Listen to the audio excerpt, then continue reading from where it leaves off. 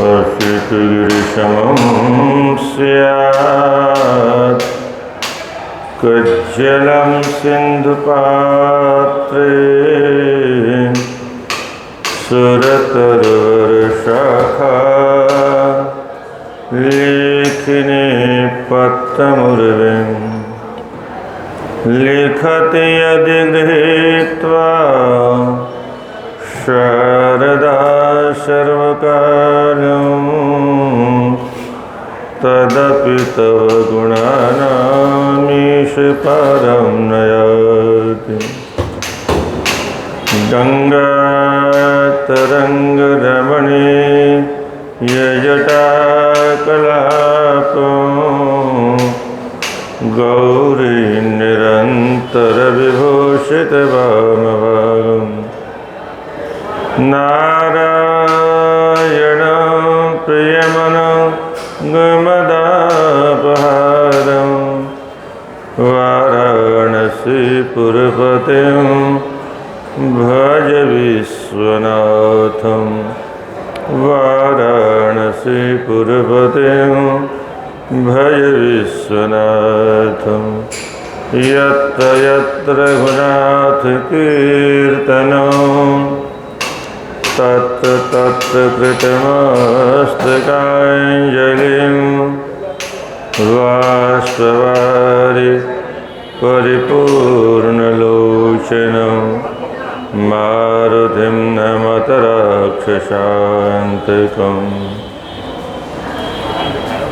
हरे राम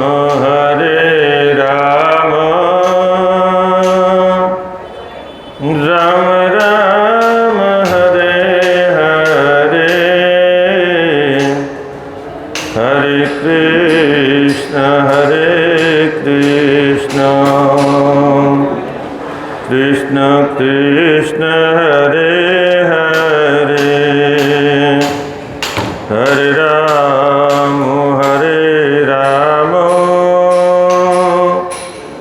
राम राम हरे हरे,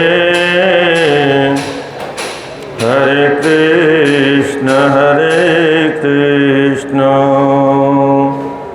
कृष्ण कृष्ण हरे हरे, हरे राम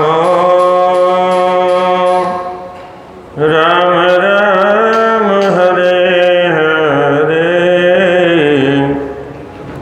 हरे कृष्ण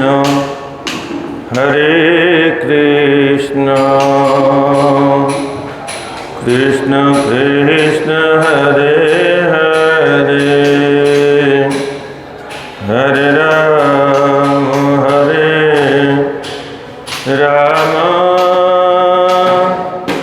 राम राम हरे हरे, हरे कृष्ण कृष्ण कृष्ण हरे हरे। बोले विश्वनाथ भगवान की, श्री जगन्नाथ भगवान की, श्री बद्रीनाथ भगवान की, श्री अयोध्यानाथ भगवान की, श्री लक्ष्मीनारायण भगवान की, श्री हनुमतलाल जी महाराज की, श्री गंगा मैया की, श्री गौ माता की, सत्य सनातन धर्म की। नमः पार्वती पतये हर हर महादेव। अनंतानंत ब्रह्मांड नायक परब्रह्म परमात्मा परमेश्वर अकारण करुणा वरुणालय अशरण शरण अघटित घटना पटियान अणुरणियान महतो महियान भगवान भूतनाथ अवधरदानी आशुतोष कि इस मुक्ति प्रदायिनी नगरी में बैठ करके हम आप स्कंद पुराण अंतर्गत आने वाले काशी खंड की चर्चा काशी जैसी पवित्र नगरी में कथन और श्रवण करने का सौभाग्य प्राप्त कर रहे हैं। प्रातःकाल भगवान सूर्य की समस्या है। ऐसे ऐसे महापुरुषों के जीवन में समस्या आती थी, हम लोग क्या चीज़ हैं। मुझे ऐसा लगता है इन महापुरुषों ने केवल भावी पीढ़ी को सावधान करने के लिए अभिनय किया। क्या क्या समस्याएं जीवन में आ सकती हैं, इसलिए हे दुनिया वालों सावधान रहना। कलयुग में तो कुछ कहना ही नहीं, समस्याओं के अलावा कुछ है ही नहीं। यहाँ पर मनुष्य न तो जीना उसे आता है, न किसी को जीने देना चाहता है। ऐसा विलक्षण नरक बना रखा है प्रत्येक व्यक्ति ने अपने जीवन को। पिता षोढुन शक्नोमि तेजस्तेजो निधिरं तीव्रं तस्यार्य पुत्रस्य काश्यपस्य महात्मनः। पिता के द्वारा टक्का सा जवाब प्राप्त होने के बाद, बार बार प्रार्थना करने के बाद भी जब दाल नहीं गली, तो अब सूर्य भगवान की धर्म पत्नी संज्ञा अपनी स्त्री स्वभाव के बारे में बहुत निंदा करती है। स्वतः हाय हाय देखो मेरा स्त्री स्वभाव कैसा चंचल है। अब मैं न इधर की रही न उधर की रही, पति के घर को वैसे छोड़ आई, पिता के घर में जगह नहीं मिली, और वहाँ मैंने पहले से व्यवस्था कर दी दूसरी नारी की, उसके सामने जाऊँ भी कैसे। तो चिंता मवाप महतिं स्त्रीणाम धिक्ष्ये स्थितं त्विति। स्त्रियों की स्वभाव को धिक्कार है। ये कोई सामान्य देवी नहीं कह रही है, संज्ञा इसका नाम है, और संज्ञा का अर्थ होता है सम्यक ज्ञायते यासा संज्ञा। जो सब कुछ अच्छी तरह से जानती हो उसको संज्ञा। संसार में चर्चा आती है, आपके संज्ञान में कुछ आया, आपकी जानकारी में कुछ है संज्ञान में। इसी संज्ञा शब्द से संज्ञान शब्द की निष्पत्ति होती। अच्छी प्रकार से सब कुछ जानने के बाद में भी ये इतनी बड़ी घटना घट गई। एक बार आजकल के स्वामी प्रसाद मौर्य जैसे महामूर्ख लोग कुछ न कुछ उपद्रव करते रहते हैं। कभी रामायण जलाना, कभी रामायण में दोष निकालना। ऐसे किसी देवी ने एक बार कहा, महाराज तुलसीदास जी स्त्रियों के विरोधी हैं, ऐसा रामायण पढ़ने से लगता है। मैंने कहा ये कैसे समझ में आया आपको? बोले उन्होंने लिखा है नारी में 8 अवगुण रहते हैं। साहस, अनृत, चपलता, माया, भय, असोच, अविवेक, अदाया। नारी स्वभाव सत्य कवि कहीं, अवगुण 8 सदा और रहीं। साहस, अनर्थ, चपलता, माया, भय, अशोच, अविवेक, अदाया। साहस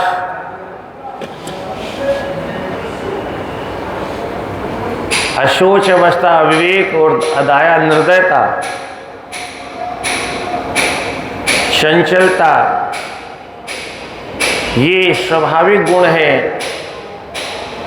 तो वो देवी जी कहती थी महाराज तुलसीदास जी स्त्रियों के दुश्मन थे और इसमें उनका कोई दोष नहीं है, उनको उनके घरवाले ने धक्का दे के भगा दिया घर से, तब से वो नारी दुश्मन हो गए, इसलिए नारियों के विरोध में सब लिखते रहते हैं।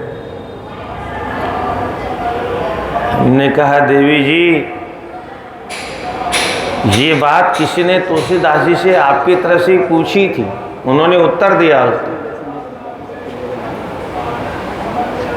तुलसीदास जी से किसी ने पूछा आप नारी के दुश्मन क्यों हो? बोले किसने कह दिया हम नारी के दुश्मन हैं? बोले आपकी भाषा से लगता है। बोले मैं ये दोष तो उन दिव्य देवियों के हैं जिनके दोष गिने जा सकते हैं, जैसे सीता जी हैं, सती जी हैं, ऐसी बड़ी बड़ी देवियों में यहाँ संज्ञा में आप देखेंगे सारे दुर्गुण मिलेंगे आप। ये साहस, अनृत, चपलता, माया, सती में सारे दुर्गुण मिलेंगे। कितना बड़ा साहस किया, भोले बाबा के मना करने के बाद में भी तब परीक्षा लेने गई। अनृत माया तो रची, दूसरी नारी का सीता का वेश बना लिया, और रोना तो सबसे बड़ी माया है देवियों की, बात बात में आंसू। शिवजी ने पूछा क्या परीक्षा ली? तो कहते कछु न परीक्षा लीने गोसाई। मैं कोई परीक्षा लेने थोड़ी गई थी, कोई परीक्षा नहीं ली नहीं मैंने। फिर क्यों गई थी? बोले प्रणाम करने गई थी। तो प्रणाम तो मैंने यहीं से किया था, तुम भी कर लेती। मैं पास से प्रणाम करने गई थी। झूठ बोल दिया साहब, जबकि भगवान ने सावधान किया।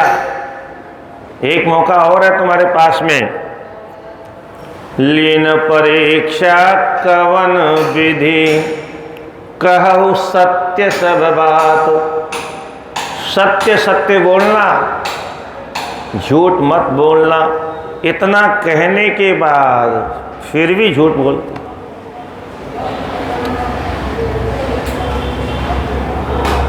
ये सारे दुर्गुण बड़े बड़े महादेवियों में उपलब्ध होते हैं। तो बोले ये तो 8 अवगुण तो मैंने वो जो बड़ी बड़ी देवियां हैं जिनका संसार में नाम है उनके लिए लिखे हैं। माता हो आप जैसी देवियों के दुर्गुण तो मैं गिन ही नहीं सकता, मेरे पास इतनी क्षमता कहाँ है। आपके बारे में कुछ नहीं लिखा, आप चिंता मत करो।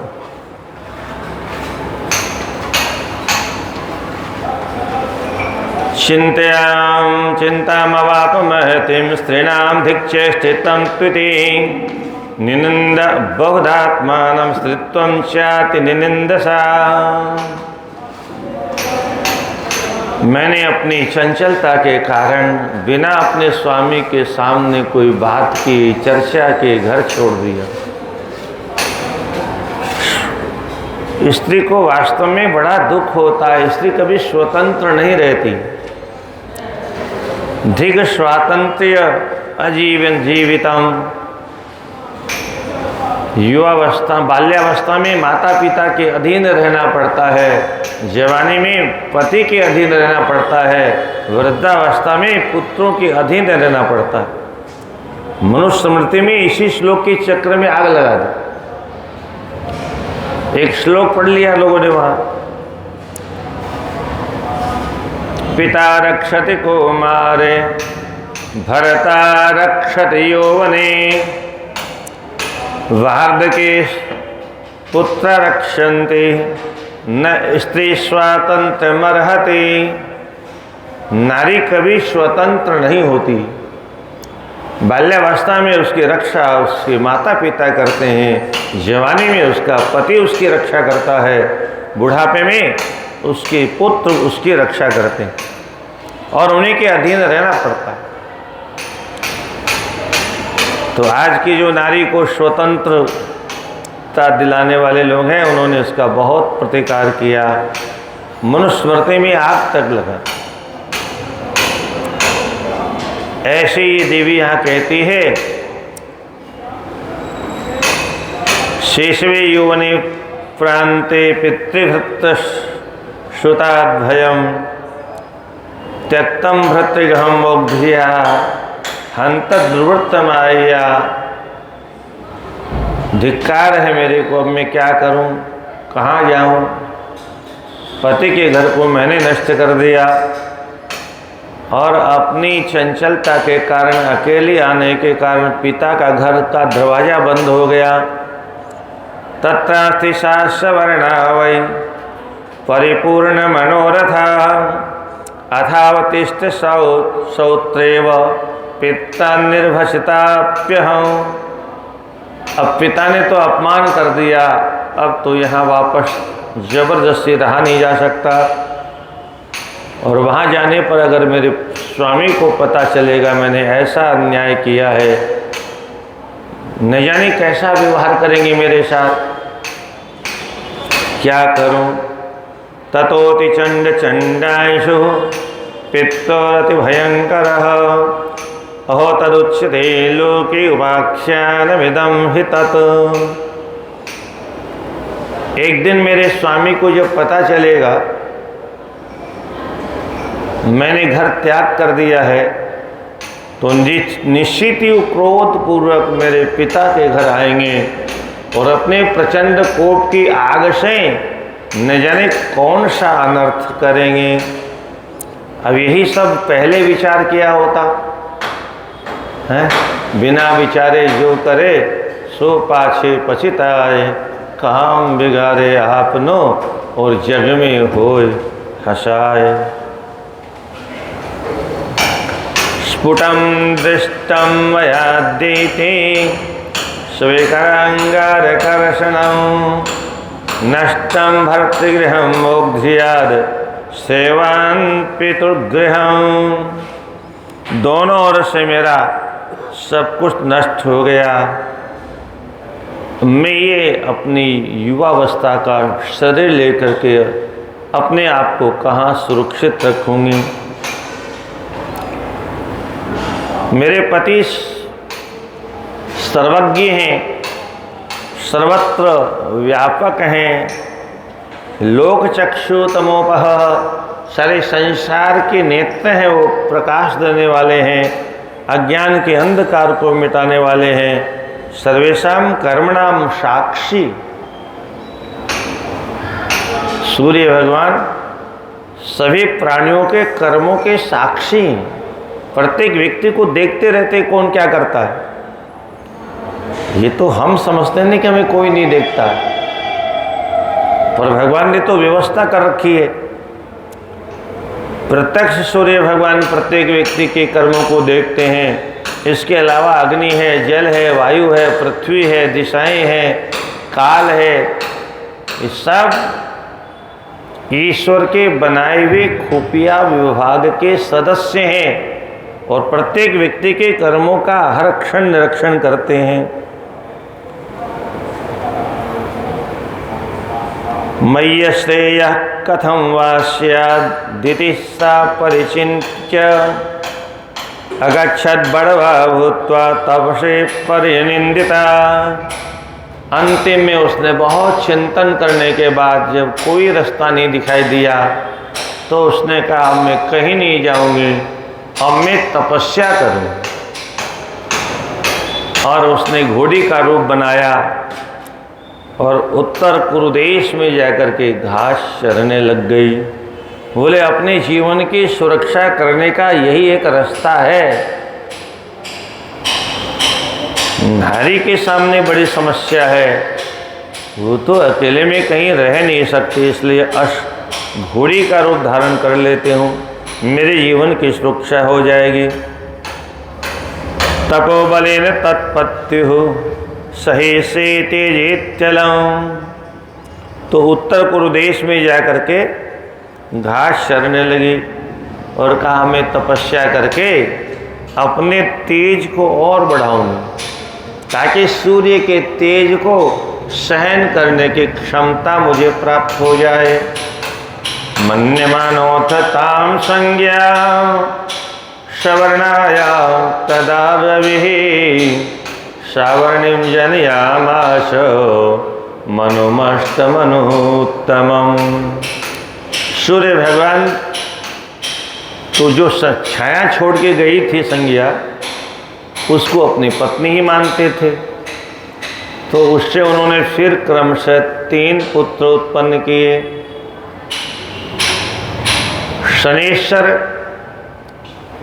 और सावर्णी मनु और तप्ती नाम की कन्या, इन 3 पुत्रों को उत्पन्न किया। शनेश्वरं द्वितीयं च स्वतां भद्रां तृतीयकां सवर्णास्वेव पत्तेषु सा पत्न्यास्तस्ति स्वभावतः। पर स्त्री के स्वभाव के बस में होकर के उसने अपने पुत्रों से ज़्यादा प्रेम करना प्रारंभ कर दिया, और जो पहली वाली की संतान थी उनकी बात पर ध्यान नहीं देती थी। और ये सब वैवस्वत मनु ने तो सहन कर लिया, पर ये यमराज से सहन नहीं हुआ। उनका स्वभाव थोड़ा उग्र है। शकाराभ्यधिकं स्नेहं न तथा पूर्वज्येष्ठव मनुस्तत्क्षान्तवान् ज्येष्ठो भक्ष्यालंकार लालने। खाने में, पीने में, आभूषण, खेल खिलौने में, सब में भेदभाव करना शुरू कर दिया। परिणाम क्या हुआ? एक दिन यमराज ने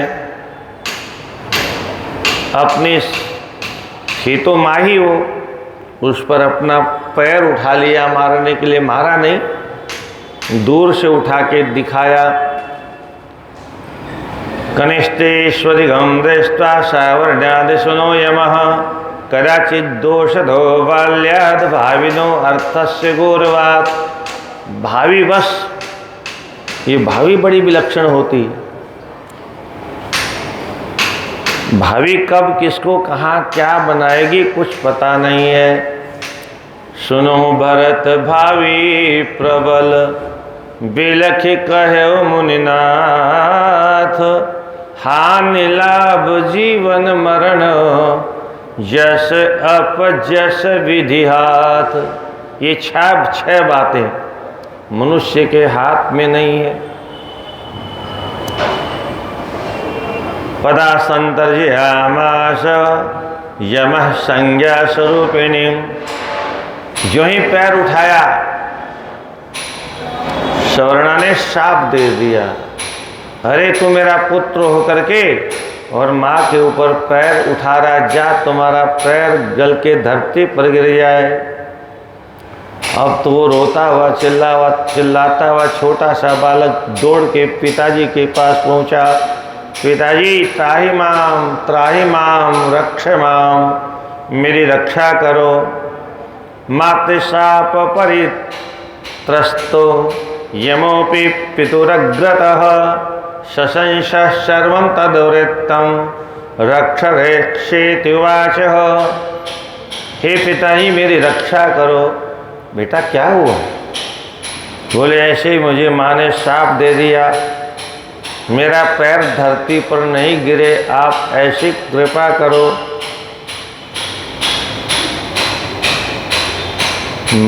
अब तो सूर्य भगवान को चिंता हो गई, ये हुआ कैसे? बेटे तुमने ऐसा अनर्थ क्यों किया?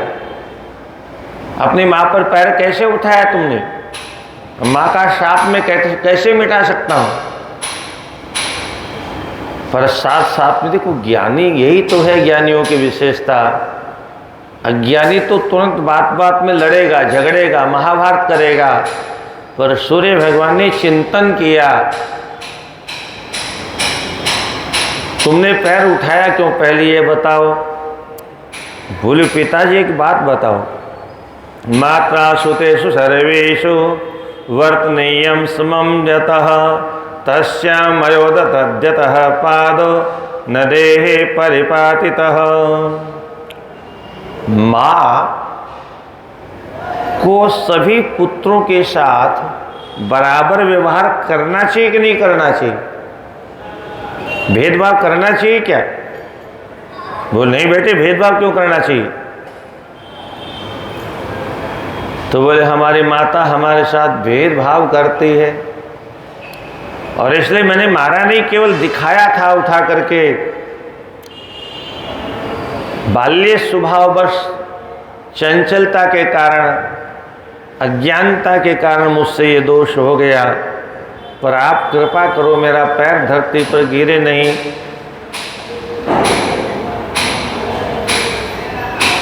सूर्य भगवान को भी विश्वास था अगर ये मेरा पुत्र है तो अपराध नहीं कर सकता,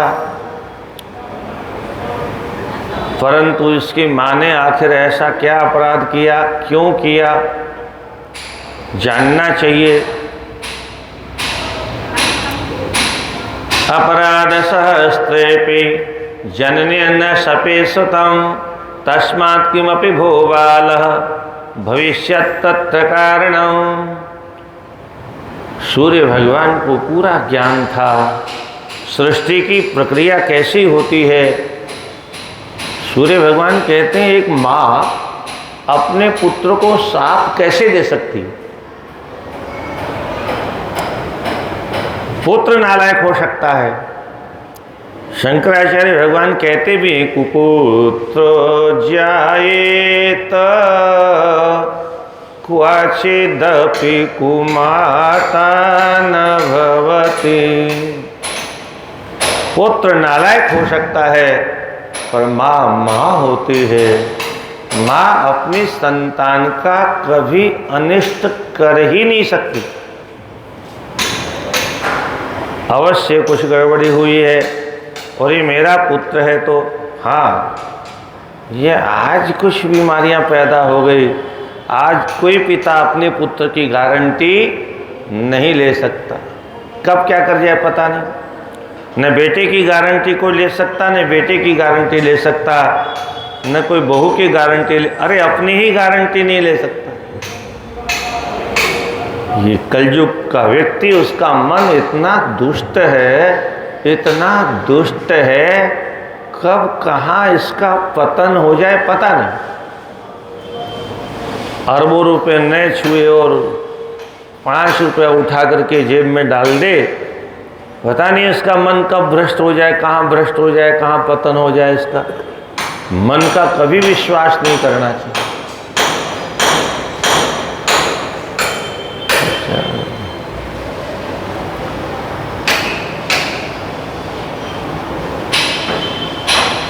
प्रहलाद जी को भगवान ने कहा वरदान मांगो, प्रहलाद जी ने मना कर दिया। बहुत ज़्यादा पीछे पड़े तो प्रहलाद ने कहा प्रभु आपको देना ही हो तो इतनी कृपा करो। कामानाम हृदय सर्रोहम भवतस्तु वरे वृणम वृणे वरम। अगर आपको देना ही हो तो इतनी कृपा करो मेरे हृदय में कभी मांगने की कामना ही पैदा न हो, अंकुर ही पैदा न हो। भगवान ने कहा प्रहलाद तुम मुझे बेवकूफ बनाते हो, ये क्या मांगा तुमने? तुम्हारे हृदय में तो कोई कामना है ही नहीं, और जब है ही नहीं तो मांगा क्यों? प्रहलाद जी कहते हैं प्रभु आज तक कामना पैदा नहीं हुई, ये तो आपकी कृपा, पर भविष्य में कभी पैदा नहीं होगी इसकी गारंटी कौन देगा? आप कृपा करके अपने वरदान का कवच पहना दोगे तो फिर कामना प्रवेश नहीं करेगी, ये मुझे विश्वास है। इसलिए भविष्य में भी कभी कामनाओं का प्रवेश हो तो आप अपने कृपा का कवच पहना दो। कवच अगर है तो सुरक्षित है मनुष्य, इस मन का विश्वास नहीं करना चाहिए, कब कहाँ धोखा दे जाए। इसलिए मैंने ऐसा वरदान मांगा है, तो ये मन बड़ा दुष्ट है, बड़ा पाजी है, इसका कोई भरोसा किसी को कभी करना ही नहीं चाहिए। थोड़ी सी सावधानी हटी दुर्घटना घटी। इति पुत्र समाश्वास्य रविरंतपुरम ययो। सूर्य भगवान ने कहा तुम्हारे मांस को कीड़े खा करके धरती पर गिरा देंगे, तो माता साप भी व्यर्थ नहीं जाएगा और तुम्हारा पैर भी नष्ट नहीं होगा। और उसके बाद में अंतःपुर में प्रवेश किया और वहाँ प्रवेश करने के बाद जाकर के पूछा, अरे देवी एक बात बता, अयि भामिनि बालेषु समेष्वपि कुतस्त्वया विधीयते अधिक स्नेह श्रावण्याशुनादिषु।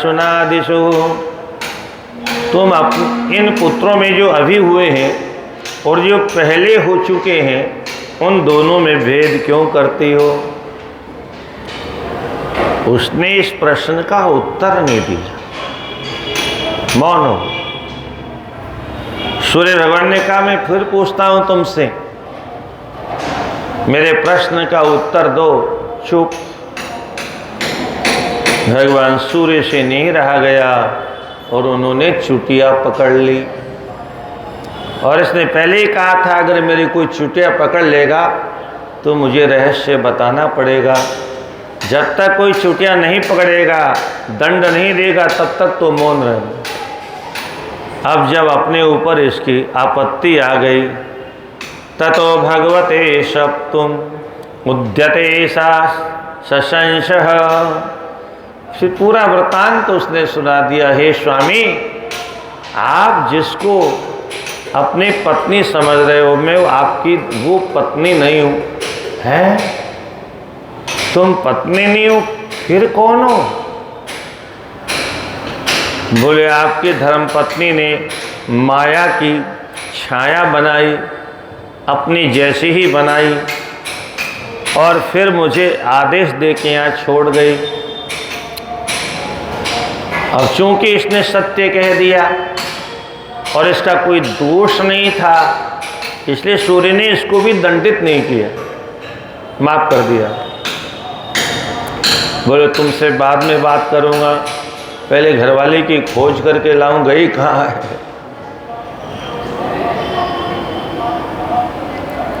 तथ्यभाषण तस्ताम दुर्विज्ञात्वा निरागसम। इसको निरपराधी समझ करके, निर्दोष समझ करके, और सूर्य भगवान ने क्रोध को अपने वश में कर लिया और फिर अपने ससुराल पहुंच गए। अब ससुराल में पहुंचे तो थोड़ा क्रोध में थे। अब जब कोई क्रोध में होता तो दूर से समझ में आ जाता मामला कुछ आज ज़्यादा गर्म है। और ससुराल में जवाई क्रोध करके पहुंचे तो ससुराल में हड़कंप मच जाता है। तो त्वष्टा भी घबरा गए। बोले जवाई बाबू क्या बात है, क्या हुआ? अरे वो आपकी बेटी कहाँ है? बोले यहाँ नहीं है। क्या बात करते हो, यहाँ आई नहीं थी? आई थी, आई थी, मना थोड़े कर रहे हैं। तो आई थी, फिर यहाँ क्यों नहीं है? बोले आई तो थी, पर हमारी परंपरा के अनुसार हमने उसको घर में प्रवेश नहीं करने दिया। आते ही हमने यहाँ से भगा दिया उसको। क्या आपने भगा दिया? यहाँ भी नहीं, वहाँ पहुँची नहीं, ये क्या हुआ? आपको कुछ पता चला क्यों आई थी? कुछ तो बताया होगा कारण तो। बोले हाँ जवाई बाबू, आप बुरा नहीं माने तो मैं आपको कारण बताऊं। वो आपकी तेज से बहुत भयभीत रहती और इसलिए वो आपके घर से आ गई।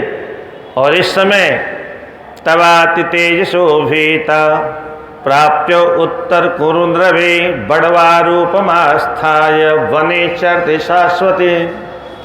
वो घोड़े का रूप धारण करके उत्तर कुरुक्षेत्र में घास चर रही है। सूर्य भगवान जाने लगे तो बोले जमाई बाबू मेरी बात तो सुनो, जा कहाँ रहे हो? बोले घरवाली के पास जा रहा हूँ। बोले क्या फायदा, जिस डर के कारण आपके यहाँ से भाग के आई है तो डर तो अभी बना हुआ है। आप कहो तो जिस कारण से मेरी बेटी आपसे डरती है वो कारण मैं दूर कर सकता हूँ। बोले वो क्या कारण है? बोले आपका जो तेज है वो थोड़ा कम कर दूं। तब तो आपकी गृहस्थी अच्छी चलेगी, और नहीं तो ये झगड़े रोज होते रहेंगे, ऐसे भाग भाग कहाँ तक चलेगी। जवाई बाबू को समझ में आ गया मामला, और तब त्वष्टा ने खैरात पर चढ़ाया सूर्य भगवान को। खैरात मशीन होती है ना, खर खर खर करके खैरात मशीन पर चढ़ाया। त्वष्टा यतश्चितः सूर्यस्तस्यैवानुमतेन च भ्रमिमारोप्य यत्नेन श्रोतिकान्तरतरो भवत्। भ्रमिम आरोप्य खैरात की मशीन पर चढ़ाया और चढ़ा करके मशीन को चालू कर दिया और सूर्य भगवान की छटनी प्रारंभ हो गई। जो हिस्सा सूर्य भगवान का कटता चला गया उससे 12 आदित्य बने, और सूर्य भगवान अब पहले टेढ़े मेढ़े थे, अब गोल मटोल हो गए। बोले अब जाओ, अब आपका झगड़ा खत्म हो जाएगा, अब आप बहुत सुंदर लग रहे हो जमाई बाबू, लोनराई करता हूँ आप पर। लब्धानुज्ञो अथ सविता गत्तोत्तर कुरुन्नरं साक्षात् तपो उर्म्य लक्ष्मी शरति ततः तपो महत। जैसे साक्षात भगवती लक्ष्मी हो ऐसे ही वह घोड़ी बन करके वहाँ विचरण कर रही थी। भोले अद्भुत लीला है भगवान की। अपनी पत्नी को घोड़ी बना हुआ देखा तो सूर्य भगवान भी तुरंत घोड़ा बन गए, और जो ही घोड़ा बन करके उसका स्पर्श किया उसने कहा यह तो कोई पर पुरुष है। उसने उस तेज को अपनी नासिका से बाहर फेंक दिया और 2 दिव्य महापुरुष प्रकट हो गए जिनका नाम अश्विनी कुमार है। ये देवताओं के वेद्य उत्पन्न हो गए। अनेन ससंज्ञाय ताम पाश्रेम स्वरूपिणं। 2 दिव्य महापुरुष नासिका विहाम विवस्वतः देवो तस्मात् जायताम अश्विनो विखजाम वरो। वैद्यों में सबसे श्रेष्ठ वैद्य है ये। स्वरूप अनुरूपंच द्युमणिस्तामदर्शयत। मणि के सामान चमचमाते हुए 2 दिव्य विभूतियों ने प्रकट होकर के प्रणाम किया माता पिता को। सूर्य भगवान ने परिचय दिया अपना, देवी मैं हूँ तुम्हारा स्वामी। ओहो, अब तो संज्ञा को पश्चाताप हुआ, अपने रूप में आ गई। और तुतोष शापी तम दृष्ट्वा मित्रम नेत्रम उदावहम पतिम पतिव्रता कांतम स्वांत संतापहारिणीम। अपने स्वामी का दर्शन करके धन्य हो गई और प्रेम पूर्वक वापस घर चले आए। निवृत्तिम च पराम प्राप दुष्प्रापम तपसाथकिम तप एव परम श्रेय तप एव परम धनम। महर्षि अगस्त्य कहते हैं देवी तपस्या से क्या संभव नहीं है। तपस्या ही सबसे बड़ा कल्याण है, तपस्या ही सबसे बड़ा धन है। तपस्या से सब कुछ प्राप्त किया जा सकता है। तप एव ही देवत्वे। तपस्या से देवता बना जा सकता है। तपस्या से परमं मतम शिव शर्मं तदे तद्वे दृश्यते चाति दीप्तिमतम्। सूर्य भगवान का लोक पार हो गया इतनी चर्चा करते करते, और पुनश्च दिव्य लोक का दर्शन हुआ। ज्योतिषचक्र स्वरूपम च व्योमनि उपर्यध एव च तत्सर्वं हि जानामि सुमहतापसम्मः। ये दिव्य लोक बहुत से एक साथ दिखाई देते हैं। हे भगवान, ये कौन से दिव्य लोक हैं? तब भगवान के पार्षद कहते हैं, एवं शनेश्वरो यज्ञे श्रावणायां विवस्वतः श्रोत्वा वाराणसीं गत्वा सर्व त्रिदश। ये सप्त ऋषियों का मंडल है। पर इसके पूर्व में तुम अब थोड़ा शनिश्चर की कथा सुनो। जिस समय शनिश्चर को ये पता चला कि ये सब लीला हुई और इसलिए हमारी माँ ने हमारे साथ भेदभाव किया, तो वहाँ से वो वाराणसी आ गए और वहाँ जा कर के उन्होंने दिव्य तप करना प्रारंभ किया। सोथ वाराणसीं गत्वा सर्वत्र त्रिदश वंदिताम। तीनों लोकों के द्वारा जिस बनारस को नमन किया जाता है, ऐसे स्थान में आके उन्होंने तपस्या करना प्रारंभ किया और शनिश्चर नाम का एक लिंग स्थापित किया, जिसकी पूजा करने वालों को कभी शनिश्चर की बाधा नहीं सताती। ये भगवान विश्वनाथ मंदिर में ही परिक्रमा में अग्नि कोण में नैऋत्य कोण में ये शनिदेव का मंदिर है, वहाँ दर्शन करना चाहिए। विश्वेशात् दक्षिणे भागे शुक्रेशा उत्तरेण ही शनेश्वरेशम अमभ्यर्चम लोके अत्त परिमोदते। तो विश्वेश माने विश्वनाथ भगवान के दक्षिण भाग में शुक्रेश्वर नाम का आज भी दिव्य मंदिर विद्यमान है। इस प्रकार से शनिश्चर की इस कथा को सुनने वालों को ग्रह पीड़ा से शांति उपलब्ध होती है। और इसके बाद सप्तऋषियों का दिव्य परिचय है, उसको भी संक्षेप में सुनिए। और उसके बाद में बहुत सुंदर कथा आने वाली है, ध्रुवलोक। बहुत अद्भुत कथा है। इति शृण्वन् कथां रम्यां शिवशर्माथ माथुरः मुक्तिपुर्यां सुसंस्नातो मायापुर्यां गतांशुकः।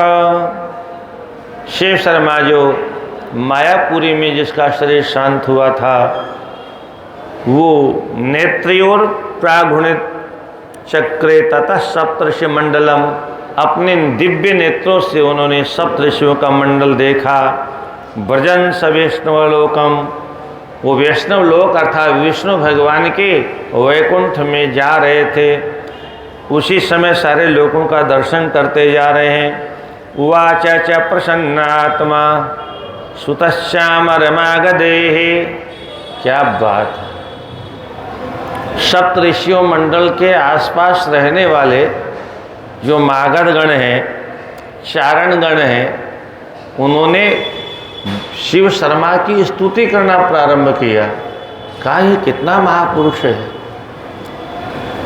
कैसा इसका तीर्थ यात्रा का अद्भुत फल इसे प्राप्त हुआ कि ये भगवान के पार्षदों के साथ में भगवान के वैकुंठ में जा रहा है। वहाँ देवियाँ थी, देव कन्याएं। उन्होंने अपना माथा पकड़ के कहा, हाय हाय धिक्कार है हमको, ये सौभाग्य ऐसे महापुरुषों को मिलता है, हमारे जैसे लोगों को ऐसा सौभाग्य कहाँ मिलता है। स्थितासु तासु निस्वस्य मंद भाग्या वयम त्युति। ये देवियाँ अपने आप को मंद भाग्य वाली कहती हैं। संसार में वही व्यक्ति धन्य है, वही भाग्यवान है। ये धन दौलत मकान दुकान कल कारखाना चाहे जितने बन जाए, दुनिया में भले ही इसको ये भाग्यवान माने उनको, पर हमारा शास्त्र ऐसा नहीं मानता है और मानने का कोई कारण नहीं। कुछ लोग ऐसा भी मानते हैं, किसी धनी को देखते हैं तो कहते हैं भगवान की कृपा है। क्या मूर्खों का सिद्धांत है ये। अच्छा, भगवान जिस पर कृपा करेंगे उसकी माया छुड़ाएंगे कि माया में बसा देंगे उसको? है जिसको माया में फंसा दें और फिर कोई कहे कि ये भगवान की कृपा है। अरे राम राम राम राम राम, कैसी बात करते हो? वो भगवान कैसे हो सकते हैं जो अपने भक्तों को माया में फंसा दे? भगवान हो ही नहीं सकते हो। वो भगवान के नाम पर कोई और गुरुडम पंथ हो सकता है। भगवान तो अपने भक्तों को माया के जंजाल से निकालते हैं और माया से निकालने के लिए अपने संतों को भेजते हैं जो उनके ही रूप होते हैं। और ये शास्त्र ये भी भगवान के ही स्वरूप है। ये कोई ग्रंथ नहीं, कोई पोथिया नहीं, कोई पुस्तक नहीं है, ये कोई अक्षर नहीं है, ये साक्षात ब्रह्म स्वरूप है। तेने भांगमयी मूर्ति प्रत्यक्षम वर्तते हरि, ये साक्षात भगवान की शब्दमयी मूर्तियां हैं। इनको भी भगवान ने यहाँ इसीलिए छोड़ रखा है कि इसलिए जीवों को माया जाल से निकालो, जो फंसे हुए उनके जालों को काटो, अपने ज्ञान की कैंची लेकर के जाओ। अब तो कलयुग है, इसलिए वो संत महात्मा कैंची लेके घूमने वाले गायब हो गए। अब तो लिफाफा देंगे तो आएंगे, नहीं तो कोई आने को तैयार ही नहीं। पहले महात्मा लोग गांव गांव में घूमते रहते थे, संतों की जमातें चलती थी, 500-500 हजार संत गांव में पड़े रहते थे, महीने महीने तक सत्संग चलता था। तब मुगलों के ज़माने में धर्म की रक्षा हुई और मुगलों के जाने के बाद में कल तक आप लोगों ने देखा होगा चातुर्मास हुआ करता था।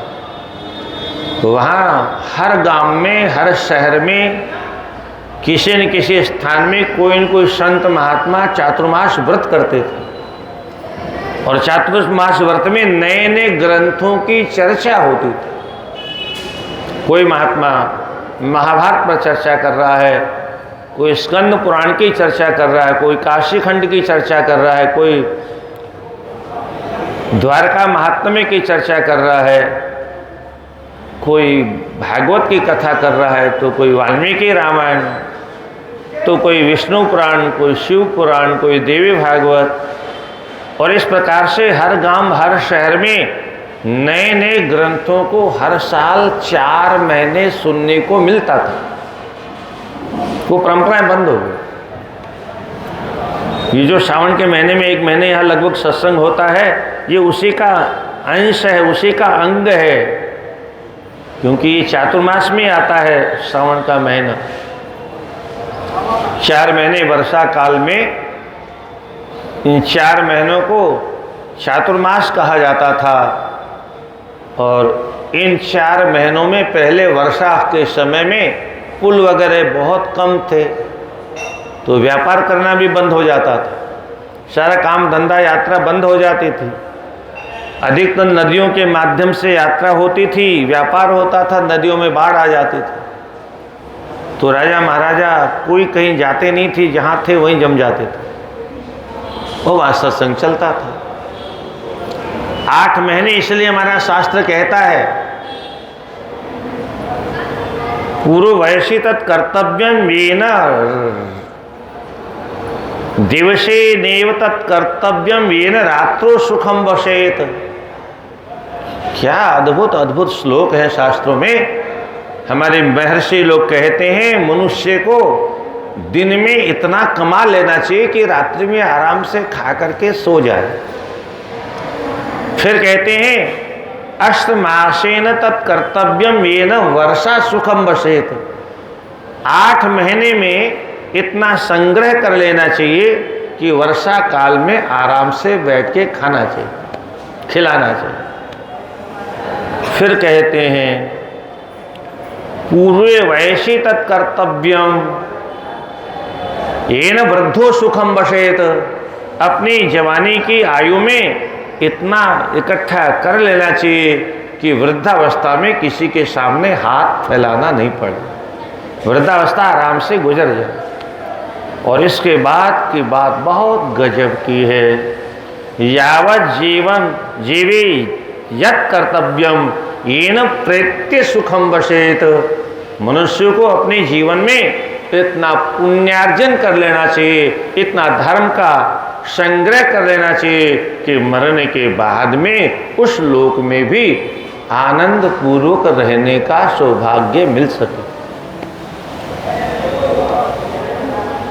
इन शास्त्रों को हम पढ़ते नहीं। कल परसों आप वो धर्म की जड़ की बात कर रहे थे।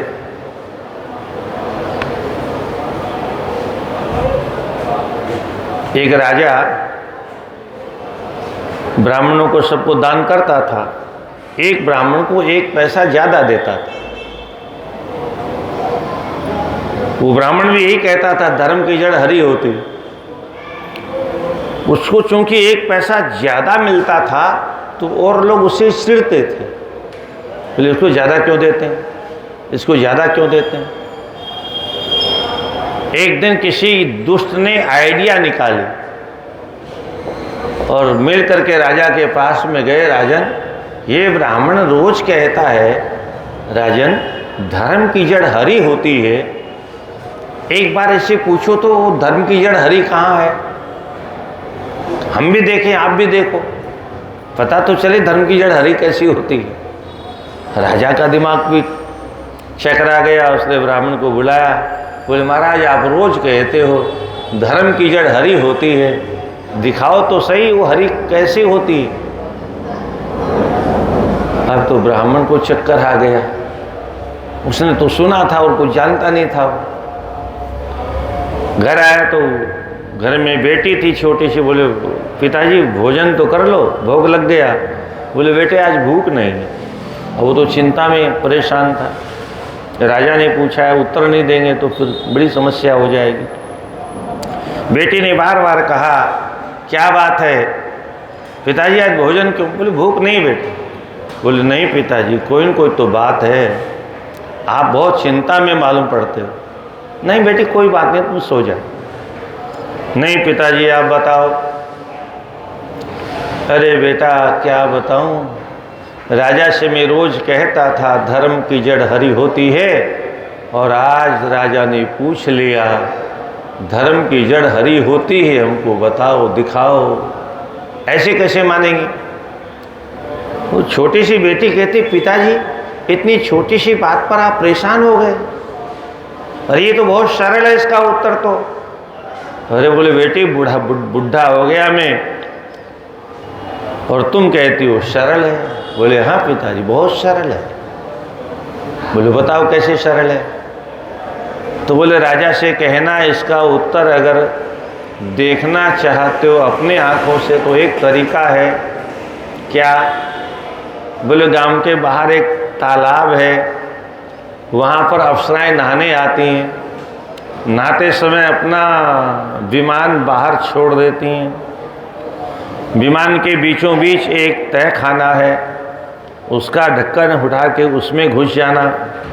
वो जब नहा के आएंगी तो ऊपर विमान ले जाएंगी, और विमान से जब उतर के अपने अपने घर चले जाएं तब ढक्कन उठा के वहाँ देखना धर्म की जड़ हरि दिखाई दे जाएगी। उसने वैसा ही किया, पहुँच गया ऊपर, और जब ऊपर पहुँचा तो बड़े बड़े महल बन रहे थे। पूछा भैया ये क्या हो रहा है। बोलिए धर्म की जड़ हरि है। एक राजा है बहुत दानी है, तो वो आएगा तब उसके रहने की तैयारियां हो रही है। उसने कहा वाह हम यहाँ रहेंगे आकर के, धर्म की जड़ इतनी हरी है कि यहाँ पर फल लग रहे हैं। खुश हुआ। अब तो उस ब्राह्मण का 1 रुपया कर दिया रोज। अब तो और चिढ़ गए लोग। अरे बोले वो तो उल्टा हो गया, इसने तो धर्म की जड़ हरी दिखा दी राजा को। अब बहुत परेशान हो गए। और जो दुष्ट लोग हैं हार नहीं मानते जल्दी, मंथरा जैसे लोग, बर्बाद करना है तो करना है। कुछ समय बाद उस बेटी विवाह लायक हो गई, राजा ने कहा पंडित जी आप दूल्हा देखिए, बात हम विवाह का सारा खर्च हम करेंगे। इतना सुन करके तो सबको और जलन हो गई, वो जो गजब हो गया, राजा इसके विवाह का खर्च करेंगे, कितना धूमधाम से विवाह होगा, अब क्या करें। फिर एक को आइडिया आया, फिर राजा के पास गए, 5 लोग मिलकर के बोले राजन वो ब्राह्मण की बेटी का विवाह आप करोगे? बोले हाँ। तो बहुत अच्छा आपने सोचा है। ये धर्म की जड़ आपको किसने बताई मालूम है? इस ब्राह्मण की बेटी ने ही वो धर्म की जड़ बताई थी। ब्राह्मण को तो मालूम होता तो आपको उसी समय बता देता। तो आप सोचो, जिसने आपको धर्म की जड़ कितनी हरी होती है, उसके फल ऊपर भी लगते हैं। तो जो बेटी इतनी बुद्धिमान है, महाराज आप किसी और के साथ विवाह करोगे, आपकी वो रानी बन जाए तो आपका तो भाग्य चमक जाएगा। राजा की खोपड़ी खराब हो गई। बोलो ठीक कहते हो आप लोग, इतनी बुद्धिमान रानी मेरे घर में आएगी तो न जाने मेरा क्या होगा। उसने ब्राह्मण को बुलाया, ब्राह्मण देवता कोई लड़का देखा आपने? बोले महाराज अभी तो कोई नज़र में आया नहीं। बोले हम बताएं? बोले महाराज आप बता दो। बोले ऐसा करो, अपनी बेटी को रानी बना दो।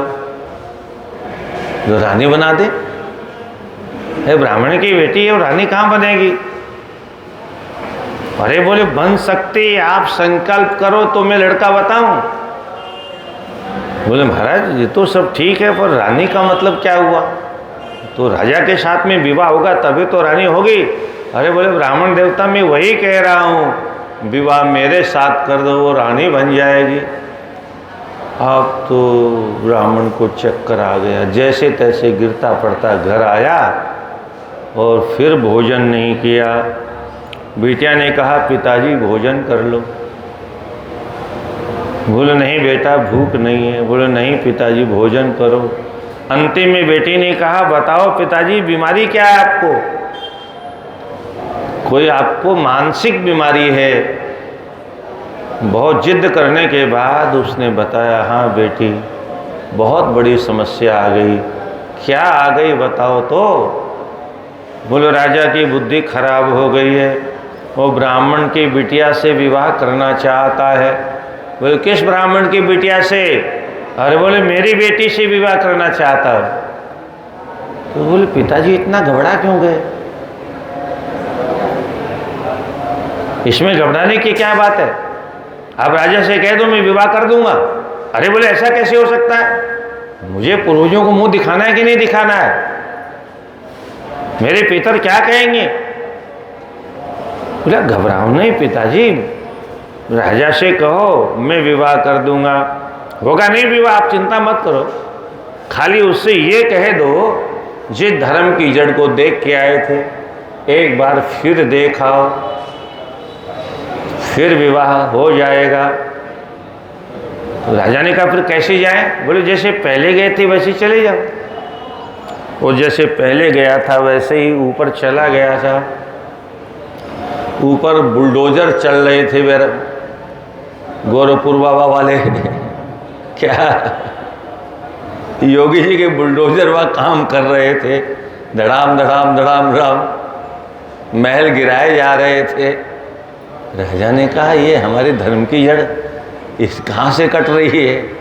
ये बुलडोजर कौन चला रहा है? बोले भैया ये क्या हो रहा है?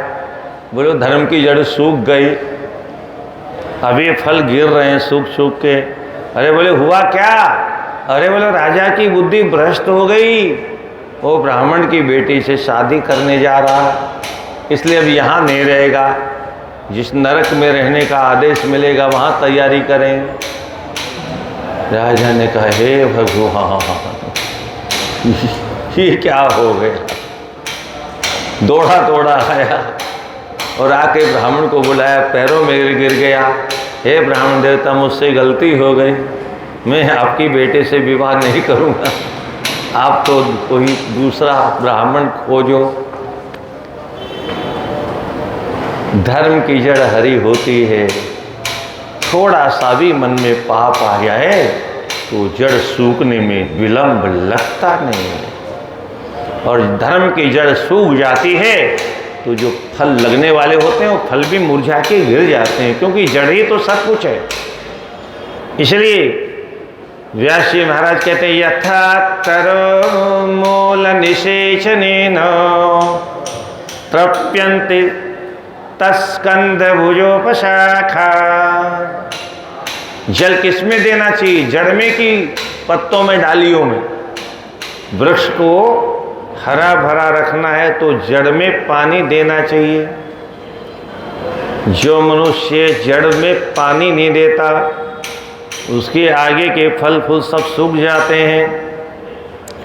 इसलिए हमेशा सावधान रहना चाहिए। विश्वेशा दक्षिणो भागे शुक्रेशा उत्तरेण ही शनेश्वर समव्यर्च लोके परिमोदते।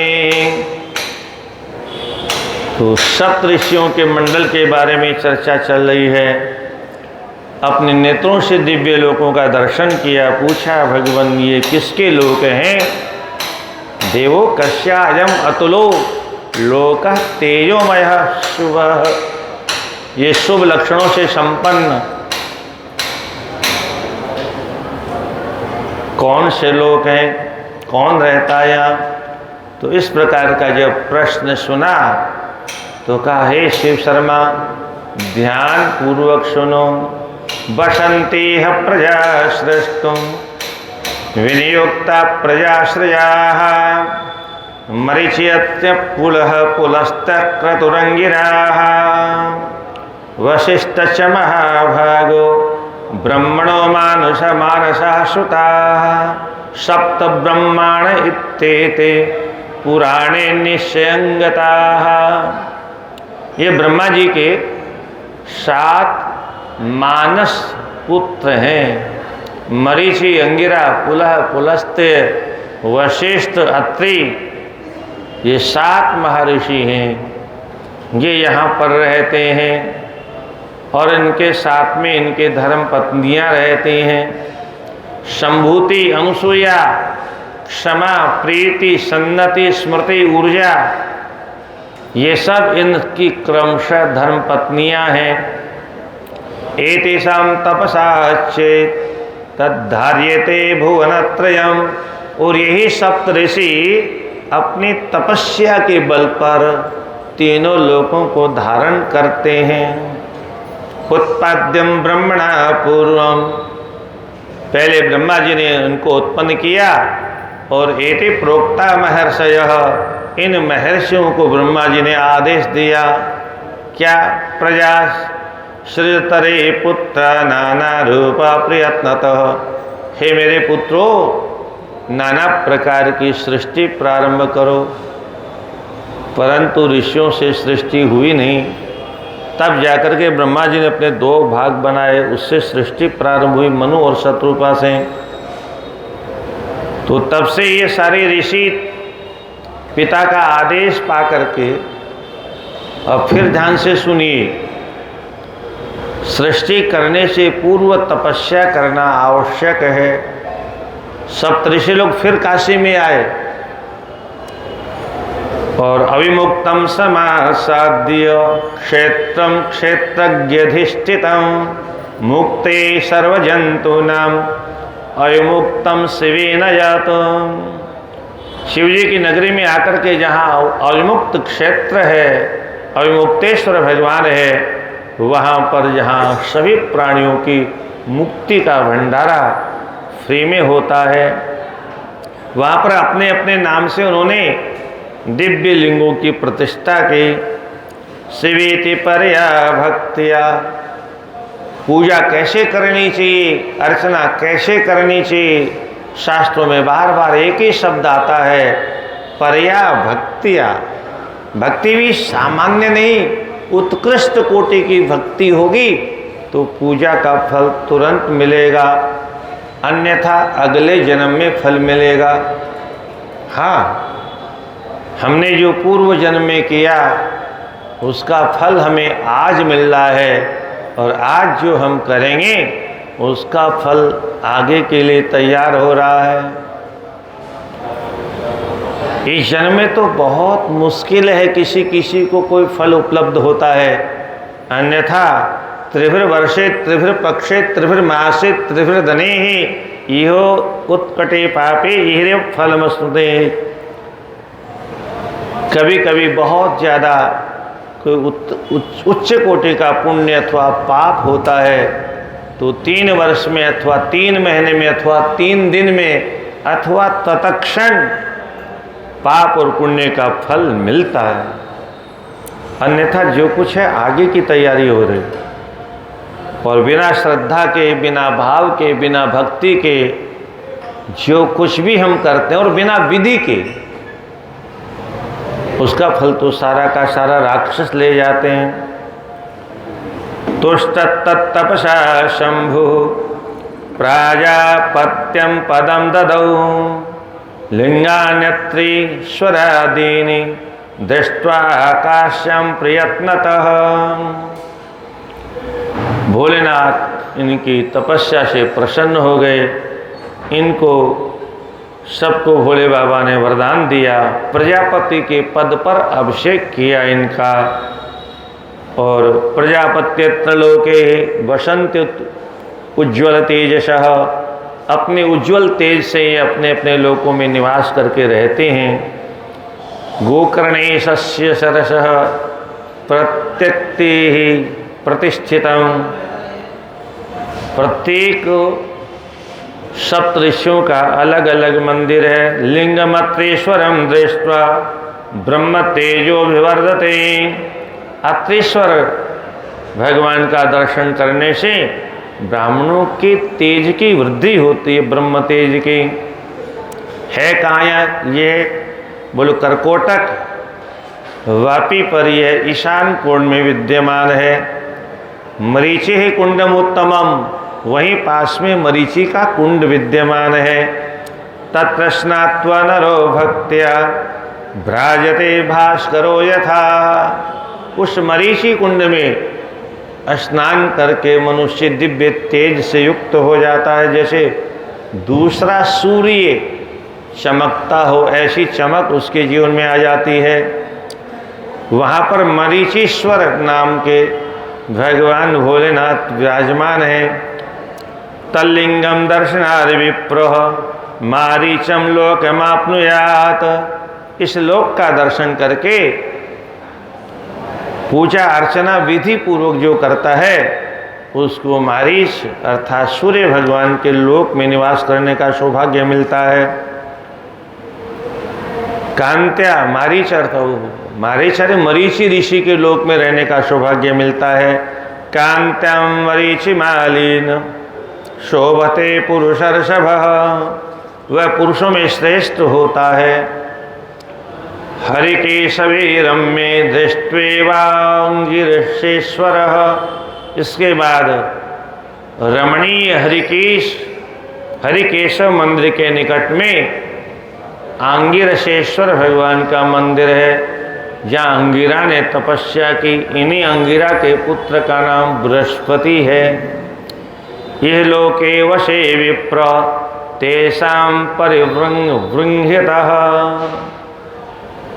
इस मूर्ति का पूजन, यजन, वंदन और स्तमन करने वाला इन्हीं के लोक में आकर के निवास करने का सौभाग्य प्राप्त करता है। वरुणायास्तटे रम्ये दृष्ट्वा वासिष्ठ मंदिरम, वरुणा की जो आगे पंचकोशी परिक्रमा में वरुणा नदी आती है, उसी के निकट वशिष्ठेश्वर भगवान का मंदिर है। कृत्वी, और उसी के आगे कृतु ऋषि ने जो कृतीश्वर भगवान की स्थापना की, वह भी वहीं पर विद्यमान है। काश्यामेतानि लिंगानि सेवितानि शुभेशिभिः मनोभिवांछितं दद्युः रिहलोके परत्र च। काशी निवासी इन मंदिरों का दर्शन करते हैं अथवा अन्यत्र से आकर के भक्त दर्शन करते हैं, उनकी सभी प्रकार की कामनाओं की पूर्ति होती है इस लोक में, और परत्र माने मृत्यु के बाद में सुख की प्राप्ति होती है। यही क्रम चलता रहा और इसी बीच में चर्चा करते करते शिव शर्मन महाभाग तिष्ठते शास्त्र सुंदरी अरुंधति महापुण्य पतिव्रत परायणा। इन्हीं सप्तऋषियों के साथ में अरुंधति माता भी रहती हैं। आपने कभी ध्यान से देखा हो, अब तो खैर शहरों में तो तारामंडलों का दर्शन ही दुर्लभ हो गया है। बम्बई से एक परिवार, पुराने ज़माने में जब राजस्थान के गांव में लाइट वगैरह नहीं थी, बम्बई में तो लाइटें आ गई थी, तो छत पर सोने का अवसर मिला बच्चों को। तो जब ऐसे देखा तो ऊपर तारे चमक रहे थे, तो पूछा पिताजी पिताजी ये ऊपर कौन सा शहर है? बोले बेटा ये शहर नहीं है। बोले लाइटें जल रही है ना? बोले लाइटें नहीं है, ये तारामंडल है। तो शहर में तो इतना चाकचिक्य हो गया कि अब वो, पहले जब गांव और जंगल में हम लोग रहते थे और उस समय प्रातः काल अथवा रात्रि में कभी उठते थे तो ध्रुव तारा का दर्शन भी होता था, और उसी के आसपास भ्रमण करते हुए सप्तऋषि मंडल का दर्शन भी होता था। प्रातःकाल उठ करके 4 बजे के आसपास में बृहस्पति इत्यादि का दर्शन भी पुराने लोग करवाते थे। ये तारा जो चमक रहा है, ये बृहस्पति आदि आदि सब अब लुप्त हो गया सब। यस्या स्मरण मात्रेण गंगा स्नान फलम लभेत अंतः पुरुषरे द्वित्रे पवित्रे सहितो विभु। ये पतिव्रता जो माँ अनुसुईया है, यस्याः स्मरण मात्रेण गंगा स्नानम फलम लभेत। इनका नाम स्मरण करने वाले को गंगा स्नान करने का फल मिल जाता है। पातिव्रत्य धर्म का पालन करने वाली देवियों का जीवन कितना दिव्य होता है, कितना महान होता है। शास्त्रों में महापुरुषों ने पतिव्रताओं की बहुत महिमा को गाया है। अरुंधति कैसी पतिव्रता थी? फिर कहते सदा नारायणो देवो यस्यांचक्रे कथा मुदा कमलाया पुरोभागे पातिव्रत्य सुतोषितः। ये अरुंधति के पातिव्रत्य धर्म से प्रसन्न होकर के भगवान विष्णु अपनी धर्म पत्नी से अरुंधति के पातिव्रत्य की कथा सुनाते थे। है? कौन कथा सुनाता था? भगवान लक्ष्मी नारायण, जिनका नाम हमारे मुख पर आता ही नहीं, हम इतने पापी हैं। और पातिव्रत्य धर्म के बल पर इतनी सामर्थ्य प्राप्त हो जाती है माताओं को कि भगवान भी उनकी कथाओं को सुनाते हैं प्रसन्नता के साथ में। और सोचिए कितनी महिमा थी। अब आज के बच्चे क्या जाने पातिव्रत्य धर्म क्या होता है। आज के सिनेमा देखने वाले, मोबाइल देखने वाले बच्चे क्या जाने ब्रह्मचर्य आश्रम होता क्या। ये तो पोथियों में सब रह गया, बाकी सब समाप्त हो गए। पतिव्रता स्वरुन्धत्याः कमले विमलाशयः यथास्ति न तथा नश्या कस्याचित् क्वापि भामिनी। भगवान अपनी धर्म पत्नी लक्ष्मी जी से कहते हैं, कमले जैसा निर्मल अंतःकरण माँ अरुंधति का है, जैसा पातिव्रत्य धर्म का तेज माँ अरुंधति में है, ऐसा और किसी में नहीं। अब अपनी धर्म पत्नी से कहना कि तुमसे बड़ी कोई पतिव्रता और है, हैं, झगड़ा नहीं हो जाएगा घर में। पर भगवान के सामने बोलने की ताकत किसी की नहीं है। हाँ हाँ हाँ, क्या क्या गुण सुनाते हैं, सुनिए। न तद्रूपम न तत्शीलम न तत्कौलिन्यमेव च न तत्कलासु कौशल्यम पत्युः शुश्रूषणम न तत्। हे देवी, हे लक्ष्मी, अरुंधति जैसा न तो किसी और के पास में रूप है, हैं? लक्ष्मी जी को छोटा दिखा दिया भगवान ने। न वैसा किसी के पास में सीध और स्वभाव है, न ऐसा उत्तम कुल किसी का है। मानो लक्ष्मी जी की निंदा कर रहे हो। क्या बात है। नत कलाश कौशल्यम, जैसी जैसी कलाओं का ज्ञान और कौशल्य का कुशलता पूर्वक कर्म करने का ज्ञान माँ अरुंधति के पास में है, ऐसा और किसी के पास नहीं है। अरे ऐसे थोड़े भगवान बेटा बन के आ गए अनुसुईया के यहाँ, है। और भगवान रामावतार में आए तो माँ अरुंधति की गोद में भी खेलने का सौभाग्य मिला। क्या? तो ऐसे थोड़े किसी की गोद में भगवान पहुंच जाएंगे। वशिष्ठ जी कुल पुरोहित थे दशरथ जी के यहाँ। वशिष्ठ जी को ब्रह्मा जी ने कहा, बेटे तुम सूर्य वंश में पुरोहित बन जाओ। बोले पिताजी आप क्या कहते हो, आप ऐसी आज्ञा देते हो? आपने अपने शास्त्रों में क्या लिखा है? पुरोहित के कर्म सबसे निंदित कर्म होता है।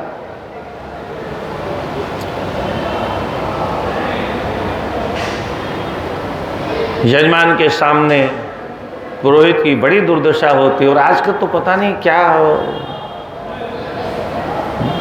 आजकल तो यजमान कभी कभी तो पंडितों से लड़ जाते हैं, झगड़ जाते हैं, पूजा भी करवाते हैं और झगड़ते भी रहते हैं। क्या पूजा का फल मिलेगा?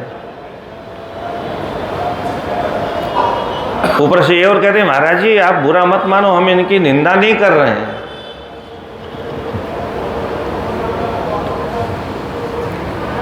भगवान की अद्भुत महिमा है। जब वशिष्ठ जी ने मना कर दिया तब पिताजी ने कहा, पुत्र अगर तुम पुरोहित बन जाते हो तो इसमें तुम्हारा बहुत भला होने वाला है। मेरा क्या भला होगा? बोले भविष्य में इस कुल में मैं ऐसे थोड़े तुम्हें पुरोहित बनने के लिए कह रहा हूं, अपने बेटे को गलत रास्ता नहीं दिखाऊंगा।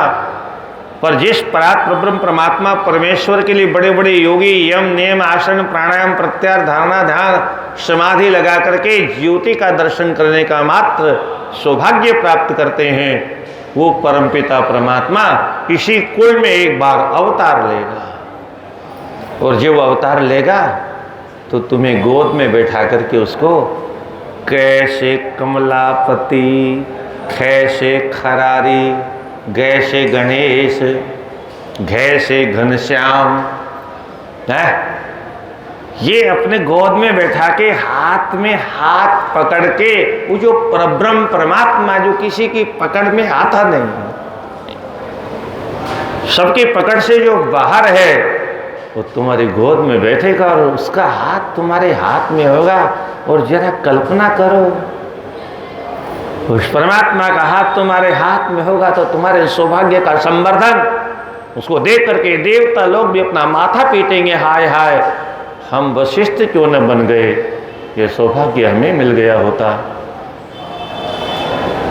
ये जब प्रलोभन दिया तब वशिष्ठ जी ने पौरोहित्य स्वीकार की, केवल इसलिए कि भविष्य में मुझे भगवान का दर्शन हो जाए। तो ऐसे थोड़ी,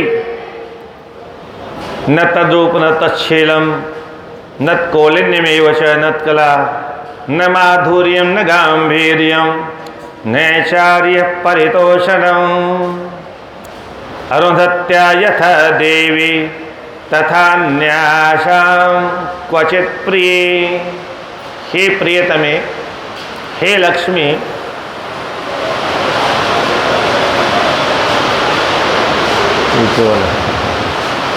ऊपर वाला करेगा, नीचे वाले को नहीं रोक सकते, ऊपर वाले को क्या रोके।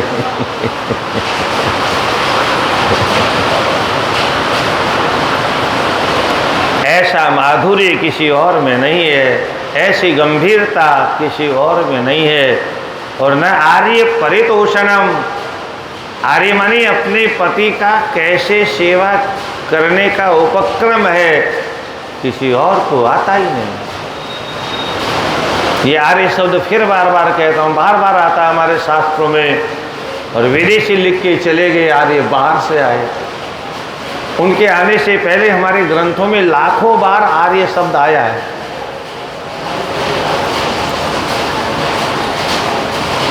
अरुंधत्या यथा देवी, जैसी देवी अरुंधति की महिमा है, अन्यासाम न क्वचित प्रिय, कहीं और ऐसा सद्गुण देखने का अवसर नहीं मिलता है। धन्यास्तायोषितो लोके सौभाग्यः शुद्ध बुद्धयः अरुंधत्या प्रसंगेया नामापि परिगृह्यते। संसार में वो लोग धन्य हैं जो कम से कम अरुंधति जैसी पतिव्रताओं का अपनी जिह्वा से नाम लेने का अवसर प्राप्त करते हैं। ब्रोतोरिति कथा तथा गणयो वैष्णव्योर्मुदावहं ध्रुलोक उपागतस्ततो नैनातिथ्यम तथ्यवर्जित। इस प्रकार से चर्चा करते करते जो ही आगे बढ़े तो नेत्रों को आतिथ्य करने का सौभाग्य मिला, ध्रुवलोक का दर्शन करने का शुभ अवसर मिला। आइए अब हम आप 5 वर्ष का बालक, कभी हमारे मन में होता है कि हाय हाय, कहाँ तो 5-5 वर्ष के वो बालक जो भगवान को प्राप्त कर लेते थे, जो जंगल में जाकर के निर्भय होकर के तप में रत हो जाते थे, कहाँ हम 50 के हो गए, 60 के हो गए, 70 के हो गए, पर आज भी हमारे मन में कभी भजन करने का भाव जगता नहीं। हमारा कल्याण होगा कैसे?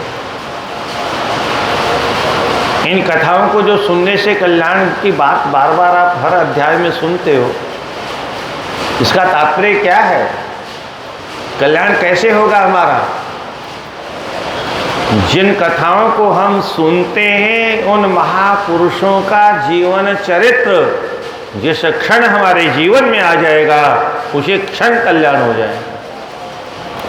केवल कथाएं सुनने के लिए थोड़ी होती हैं, जीवन में इन कथाओं को धारण करने के लिए होती है। रोटी रोटी रोटी रोटी करने से पेट नहीं भरता है क्या? उसके लिए उसकी विधि का पालन करना पड़ेगा। और फिर रोटी बना भी दी तो दर्शन करने से पेट नहीं भरेगा, फिर थोड़ा हाथ पैर चलाना पड़ेगा। कभी कभी आपने देखा हो, रोटी खाते खाते, अब तो एसी में रहते हैं तो लोग पता नहीं चलता है, यहाँ पसीने आ जाते हैं क्या? भोजन करते करते इतना परिश्रम करना पड़ता है, चबाते समय इतना परिश्रम होता है जवाड़े में कि पसीना पसीना आ जाता है। इतना परिश्रम करने के बाद तब ये पापी पेट भरता है। तो एक सामान्य सा पेट भी बिना परिश्रम के नहीं भरता, भगवान बिना श्रम किए मिल जाएंगे, ये कैसे संभव है? तो इन शास्त्रों की जो चर्चा हम बार बार सुनने का, पढ़ने का निवेदन करते हैं, मात्र इसलिए कि बार बार सुनेंगे, बार बार पढ़ेंगे तो कभी न कभी तो हमारे मन और मस्तिष्क में चिंतन आएगा, हाय हाय हमारा उद्धार कैसे होगा?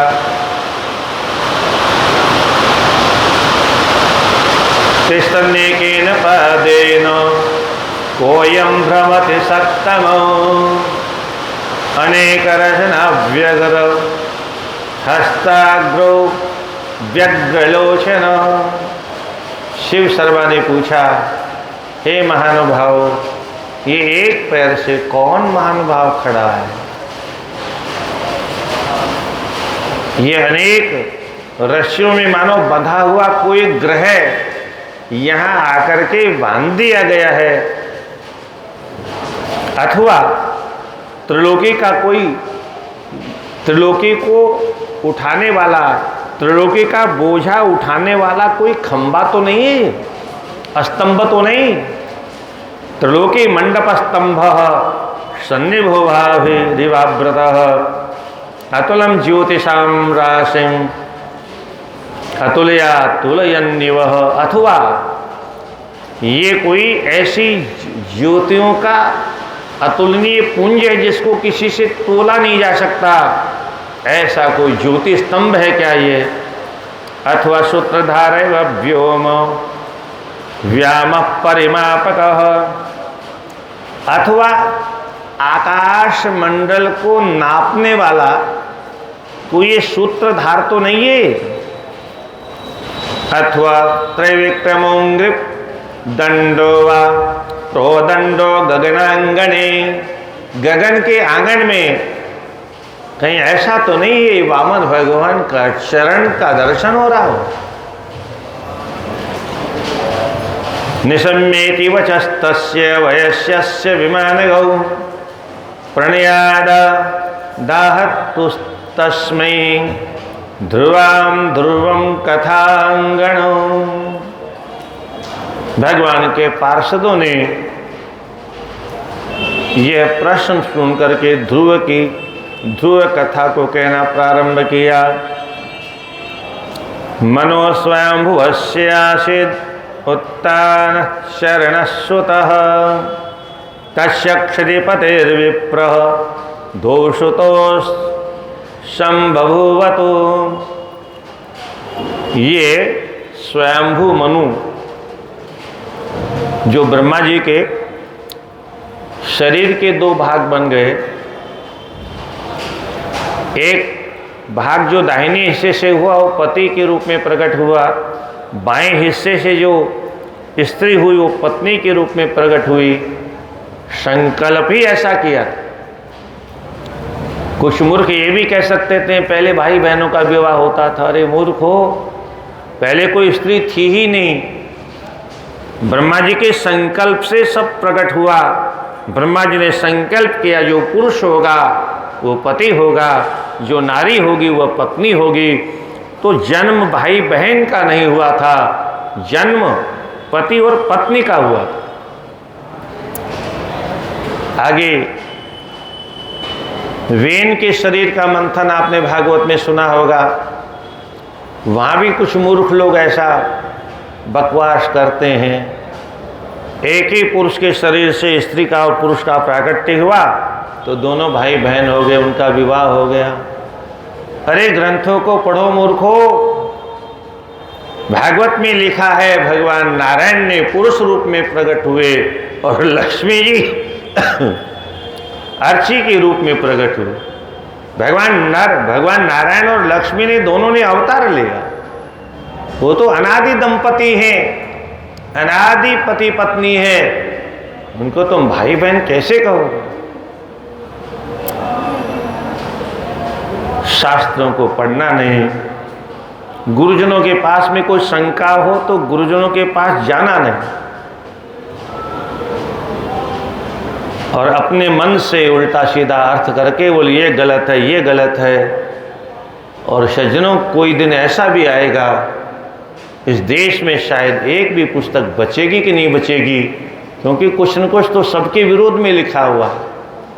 ब्राह्मणों के विरोध में बहुत लिखा है, क्षत्रियों के विरोध में बहुत लिखा है, वैश्यों के विरोध में बहुत लिखा है। तो ऐसे दुष्ट भी पैदा हो जाएंगे, हमारे लिए ऐसा लिखा बोले फाड़ो, हमारे लिए ऐसा लिखा बोले जला दो। उसका तात्पर्य क्या, उसका रहस्य क्या है, उसका सार क्या है, ये हमारी खोपड़ी में इतनी गंदगी भरी हुई है हमें गंदगी के अलावा कुछ दिखाई देता ही नहीं। निर्मल, निष्कलंक, विकारों से रहित निष्प्रिय महापुरुषों के पास जाने के बाद ही शास्त्रों की शंकाओं का समाधान संभव होता है, अथवा गुरुजनों के निकट में बैठ करके शास्त्रों का सांगोपांग अध्ययन करने से, क्योंकि सभी शास्त्रों का जब अध्ययन करेंगे तो एक दूसरे के साथ जो कड़ियां वो जुड़ेंगे, तब उनका समाधान मिलेगा। तो स्वयंभू मनु और शत्रुपा के 5 संतान हुई। प्रेवर्त, उत्तानपाद, आकुति, देवहूति और प्रसूति। उत्तानपाद छोटा बेटा था, प्रेवर्त बड़ा बेटा था। प्रेवर्त बचपन से तपस्या करने के लिए नारद जी के शिष्य बन गए। उत्तानपाद को राजा बनाया। उत्तानपाद की 2 पत्नियां थी। बड़ी पत्नी का नाम सुनीति, छोटी पत्नी का नाम सुरुचि।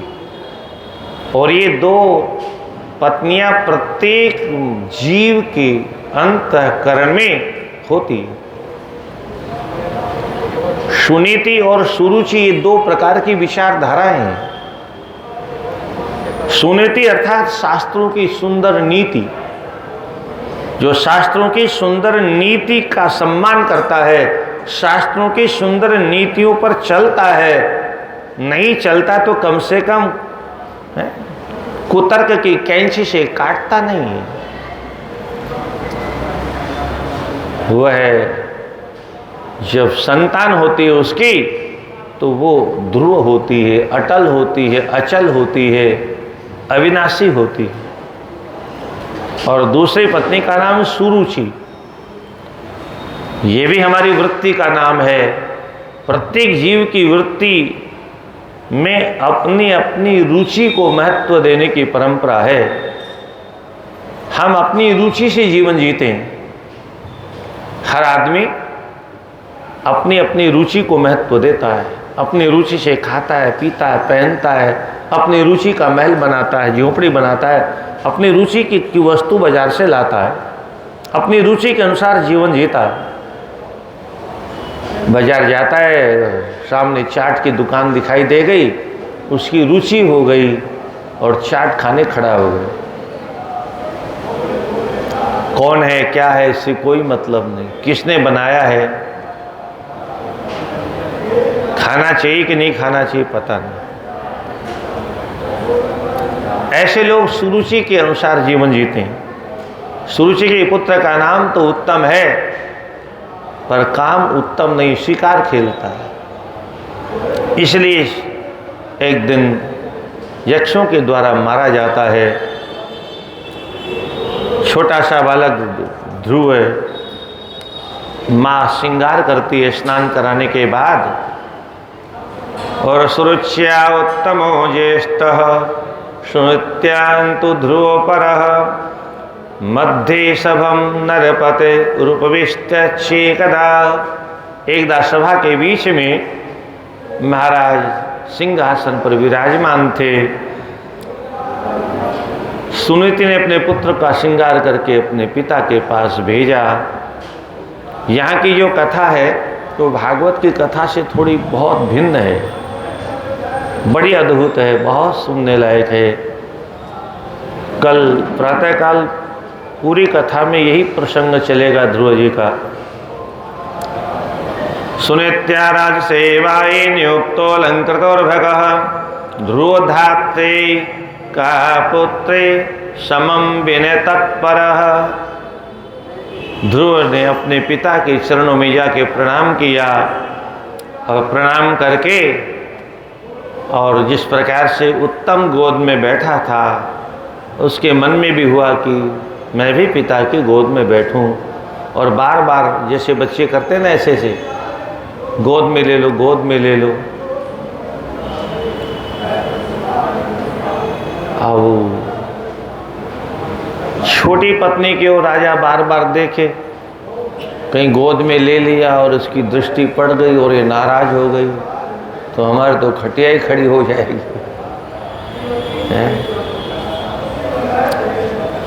प्रोच्च सिंहासनस्थस्तन नृपतिर्बाल्य चापलात् आरूढ़ कामस्त्वं भवत्सो नीते ये तदा ध्रुवः।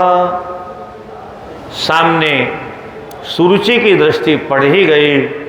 अपने सौत के पुत्र ध्रुव को पिता की गोद में बैठने का उपक्रम करते हुए देखा, उसको सहन नहीं हुआ और दौड़ के पास में आके कहती, अरे अभागे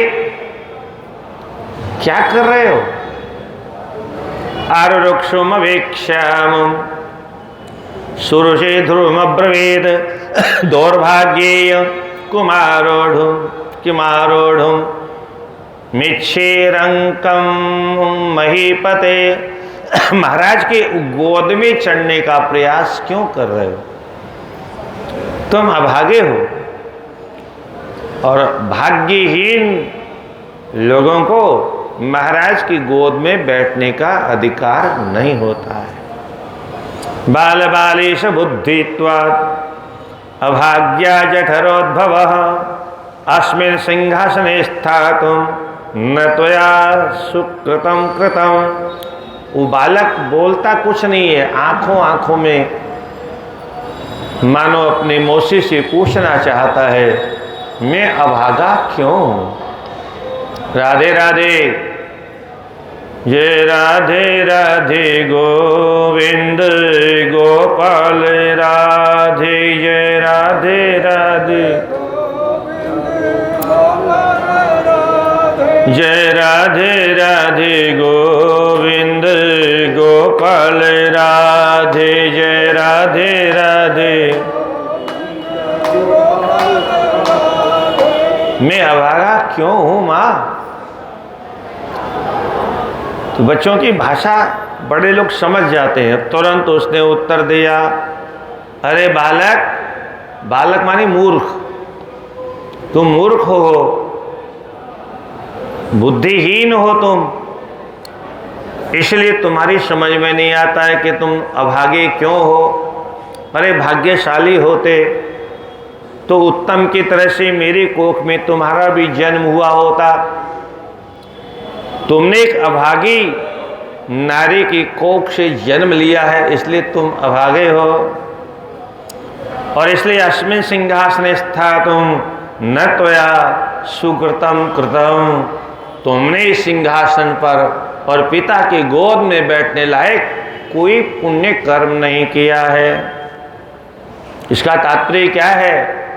कोई श्रेष्ठ पद किसी को मिलता है, उत्तम पद मिलता है अथवा उत्तम कुल मिलता है, धन संपत्ति कुछ मिलती है तो पूर्व जन्म में की सुकृत के कारण ही मिलती है। यदि स्यात् सुकृतं तत्किम। फिर बालक ने इशारे से पूछा, मैंने ऐसा कौन सा कुकर्म किया है? तो फिर उसका उत्तर देती है, यदि स्यात् सुकृतं तत्किम दुर्भगो दर्गो भवः। अगर तुमने कोई पुण्य कर्म किया होता तो अभागी की कोख से तुम्हारा जन्म ही क्यों होता? अनेनैवानुमानेन बुद्ध्यस्व स्वल्प पुण्यता। इसीलिए तुम इतनी सी बात में समझ जाओ कि तुम्हारा पुण्य बहुत अल्प है। तुम्हारा पुण्य सिंहासन पर उस पिता की गोद में बैठने के लायक नहीं है। भूत्वा राजकुमारोपि नालम कुर्याम ममोदरम। बालक ने फिर इशारे से पूछा होगा, आखिर मैं भी तो इन्हीं का पुत्र हूँ, मैं भी तो राजा का पुत्र होने के कारण राजकुमार हूँ, क्यों नहीं बैठ सकता मैं? तो फिर कहती है, भूत्वा राजकुमारोपि नालम कुर्याम ममोदरम। तुम भले ही राजकुमार हो पर तुम अभागे हो, पुण्यहीन हो, सुकृतहीन हो, इसलिए मेरी कोख से तुम्हारा जन्म नहीं हुआ। देखो मेरे पुत्र का सत्कृत्य पुण्य देखो। पुण्य तो इसको कहते हैं, मेरा बेटा पुण्यवान है। उसी पुण्य के बल पर देखो कैसे राजा के गोद में बैठा हुआ शोभा पा रहा है, और तुम देखो कहाँ खड़े हो। प्रांशो सिंहासनस्यास्य रुचिरे चेद अधिरोहणे। जैसे कोई छोटा सा नाटा वृक्ष पर विद्यमान फलों को तोड़ने का प्रयास करे, दुस्साहस करे, लोग हंसेंगे उसके ऊपर, ऐसे तुम्हारा प्रयास है व्यर्थ में। कुक्षिम हित्वा किम अवशः सुरुचे स्व सुरोचिषः मध्ये भूप सभवबालस्ते पे परिभर्षितः। तुम्हारा सौभाग्य होता तो मेरी भाग्यशालिनी कोख से तुम्हारा जन्म हुआ होता। बहुत फटकारा सभा के मध्य में, सभा के बीच में। एक तो एकांत में अपमान हो जाए तो उसको कभी कभी लोग पी भी जाते हैं, किसी ने देखा नहीं, चलो कोई बात नहीं। और सभा के बीच में हरे राम राम राम, उसको पीना बहुत कठिन है, पचाना बहुत कठिन है। तो मध्य भूप, सभा के बीच में जहाँ बड़े बड़े राजा महाराजा बैठे हुए थे, मंत्रीगण बैठे हुए थे, उनके बीच में भर्त्सितः, बहुत भर्त्सना की, अपमान किया, दुत्कारा। पतन्निपेतवाश्वाम्बुर धैर्यात् किंचिन्न चोक्तवान् उचिता अनुचितम किंचिन्नो शिवान् सोपे पार्थिवः। वह बालक आखिर तो राजकुमार था, सुनीति का पुत्र था। उसने अपने क्रोध को रोका, अपने आंखों में आने वाले अश्रु के कणों को भी रोका, आंसुओं के धारों को भी रोका। बोलना तो बहुत चाहता था, पर अपनी वाणी को उसने रोक करके नियंत्रितो महिष्याश्च तस्या सौभाग्य गौरवाद विसृज्य च सभालोकम शोकम समृज्य चेष्टिते।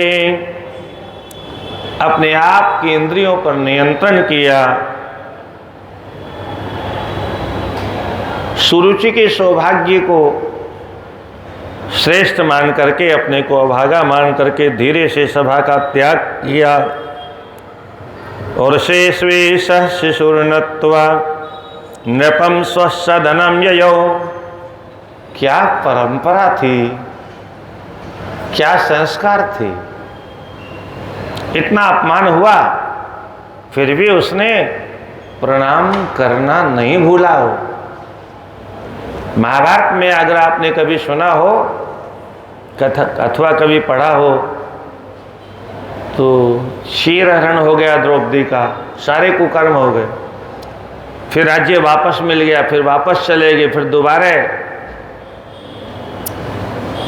जुआ हुआ और एक ही दाव में 12 वर्ष का वनवास और 1 वर्ष का अज्ञातवास, इतना सब हो गया। इतने होने के बाद में क्या किया,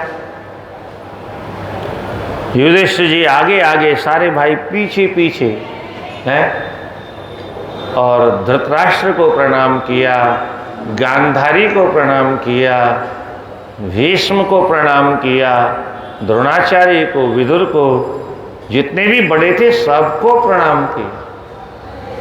इतना कुकर्म हो गया और उसके बाद में भी अपनी सभ्यता का त्याग नहीं किया, अपने संस्कारों का त्याग नहीं किया।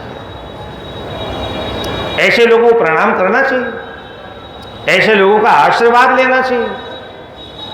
क्या होगा ऐसे लोगों का आशीर्वाद, ये हम कह सकते हैं, पर हमारी संस्कृति और हमारी सनातन परंपरा ऐसा नहीं मानती। सामने वाला क्या कर रहा है इससे हमें कोई लेना देना नहीं।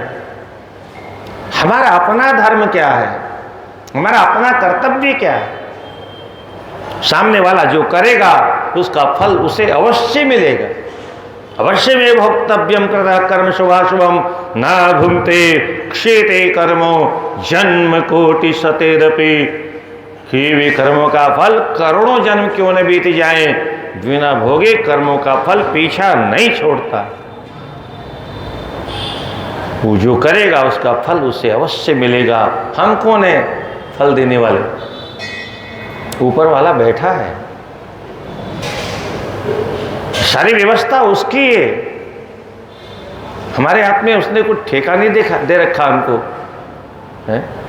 जबरदस्ती मान न मान में तेरा मेहमान काहे को।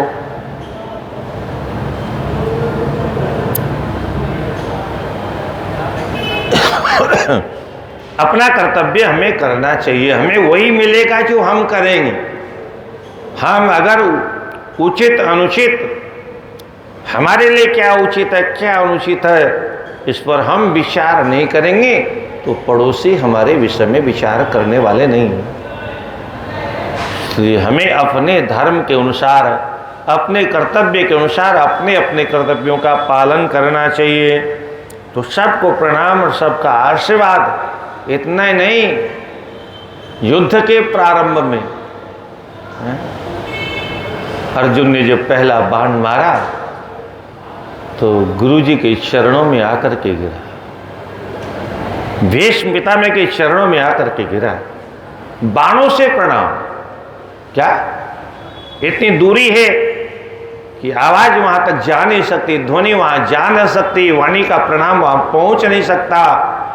तो क्षत्रियों का प्रणाम करने का तरीका भी क्षत्रियों जैसा ही होता है। बाणों से, चरणों में बाणों को भेज के कहा, गुरुदेव ये आपका शिष्य अर्जुन आपको प्रणाम करता। कैसी मर्यादाएं थी। और जो ही उधर वाले महापुरुषों ने देखा ये अर्जुन का बाण है, आशीर्वाद निकल गया, विजय भाव, विजय भाव। ये है हमारे अपने कर्मों का फल। खड़े उधर अवश्य हैं भीष्म पितामह, द्रोणाचार्य खड़े दुर्योधन के पक्ष में है, पर आशीर्वाद हमेशा युधिष्ठिर के साथ है। आशीर्वाद हमेशा धर्म के साथ है। अधर्म के साथ खड़े क्यों हैं? भगवान जब दूत बन के आए तो कम से कम 5-6 महापुरुषों ने एक ही वाक्य कहा, अर्थस्य पुरुषो दासः दासस्त्वर्थो न कस्यचित्। भगवान ने पूछा होगा आप किस पक्ष में रहने वाले हो? सबने एक ही उत्तर दिया, हम दुर्योधन के पक्ष में हैं। और द्वारकाधीश आपसे क्या छिपा है, हम क्यों इसके पक्ष में हैं आप भी जानते हो, फिर भी सुनना चाहते हो, सुनो। संसार में प्रत्येक प्राणी धन का दास है? अर्थ का दास है। और आगे का वाक्य बहुत गजब का है। भीष्म पितामह कहते हैं, द्रोणाचार्य कहते हैं, मनुष्य अर्थ का दास है पर अर्थ किसी का दास नहीं। दौलत किसी का दास नहीं, केवल मनुष्य है अज्ञानी। मैंने एक दिन पहले भी आपसे कहा था, कोई गड्डी, कोई सोना, कोई चांदी, कोई हीरे और कोई मोती, ये हमसे किसी से प्रेम नहीं करते। चाहे जितना परिश्रम किया हो कमाने में, ये कभी भी हमसे प्रेम नहीं करते। क्यों? ये जड़ है। ये महल चाहे जितना बड़ा हो, चाहे दिव्य हो, चाहे मणियों से जड़ा क्यों ना हो, चाहे मणियों के खंभे क्यों नहीं हो, हम हमारा हमारा करते हैं, हम मेरा मेरा करते हैं। इस मकान ने कभी नहीं कहा मैं तुम्हारा हूं, मेरे ऊपर विश्वास करो मैं तुम्हारा हूं, कभी नहीं कहा। भगवान न करे कच्छ जैसा भूकंप कभी आए है? जब कभी भूकंप आता हो है तो बिल्डिंग अपने मालिक को जगाती है क्या? मालिक साहब उठो उठो उठो, अब मैं गिरने वाला हूँ, बाहर चले जाओ। नहीं तो सब मारे जाओगे। बिना किसी सूचना के पूरा परिवार सो रहा है और मैं कहा धर्म से पूरे परिवार को लाश बना देता। क्या सिद्ध होता है इससे? ये सब जड़ हैं। ये जड़ होकर के भी हमसे अच्छे हैं और हम चेतन होकर के भी इनसे ज्यादा जड़ बुद्धि वाले हैं। ये हमें कभी नहीं मानते कि हम तुम्हारे हैं, पर हम सब हर समय, हर घड़ी, हर पल, हर देश में, हर दिशा में, हर काल में मेरा मेरा, सपने में भी मेरा मेरा।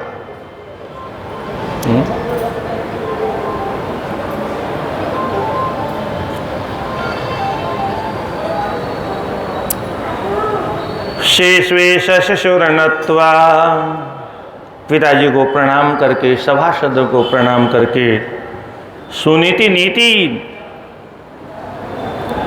अवलोक्य अथ बालकम। हम जब किसी को, बड़ों को जब प्रणाम करते हैं तो उनकी आत्मा अपने आप आशीर्वाद देती है। आशीर्वाद कोई मनुष्य नहीं देता, आशीर्वाद तो भीतर रहने वाले परमात्मा से उपलब्ध होता है। मनु ये हाड़मास का पुतला क्या देगा? क्या है इसके पास? जो कुछ है वो भीतर वाले के पास में है। इसलिए मैं क्या दूं आशीष? आशीष देगी मेरी आत्मा। आत्मा आशीष देती, आत्मा मतलब परमात्मा आशीर्वाद देते हैं। इसलिए हम जो कुछ भी करें उसके पीछे हमारा अहरनिश एक ही उद्देश्य होना चाहिए। हम जो कर रहे हैं उससे परमात्मा प्रसन्न हो रहे हैं कि नहीं हो रहे? हमारे क्रियाकलाप से, हमारे रहन सहन से, हमारे खान पान से, हमारे उठने बैठने से, हमारे आहार व्यवहार से, हमारे विचारों से अगर परमात्मा प्रसन्न नहीं होते, दुनिया वालों को प्रसन्न करके हम क्या करेंगे? ये हाड़मास के पुतले कभी खुश होने वाले नहीं। जजमान अगर 7 दिन में 1 लाख का लिफाफा भी दे दे तो भी पंडित जी कहेंगे इतना बड़ा परिवार है, 2 लाख देता तो क्या बिगड़ जाता, और 2 लाख दे दे तो ये तो 5 लाख भी दे सकते थे, 5 लाख दे दे तो 10 लाख भी दे सकते थे। है कभी संतोष होता ही नहीं। कभी व्यक्ति को कोई खुश कर ही नहीं सकता। उसकी हाय इतनी बड़ी है कि संसार के किसी पदार्थ से कभी वो पूर्ण होने वाला नहीं, क्योंकि ये नाशवान अविनाशी आत्मा को पूर्ण कर नहीं सकते। ध्रुव अपनी माँ के पास जा रहे हैं, इनको जाने दीजिए। कल 10 बजे तक जब पहुँच जाएंगे तब इनकी क्या चर्चा होगी, बड़ी लंबी चर्चा है। और उसके बाद तपस्या करने जाते हैं। 5 वर्ष का बालक है, केवल महलों के रास्ते के अलावा बाहर का रास्ता कभी देखा नहीं, और आज जंगल में जा रहा है। जरा उसके साहस को धन्यवाद दीजिए आप।